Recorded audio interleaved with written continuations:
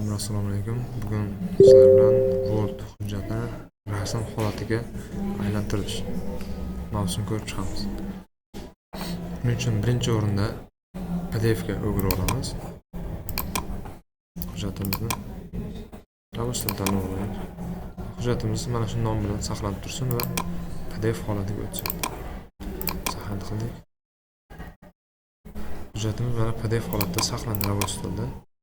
Biz uni ichiga kiradigan bo'lsak, faylimiz PDF holatda saqlanib 4 varaq PDF holatda va bizni mana shu PDF faylimizni ochishimiz uchun mana bu Studio Viewer degan programma kerak bo'ladi. Uning bizga imkoniyati fayl menyusi orqali eksportировать qiladigan bo'lsak, rasm holatiga olib beradi.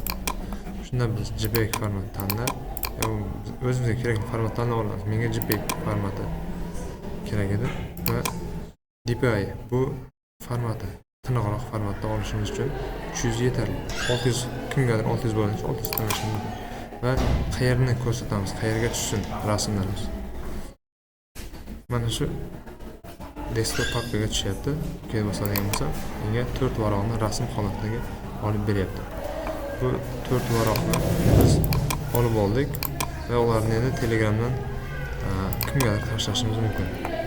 Belgilab grupamizga tashlaymiz. Mana sizlarni izlab yuribman-da. Shularni so'ramoqchi edim-da men. Hozir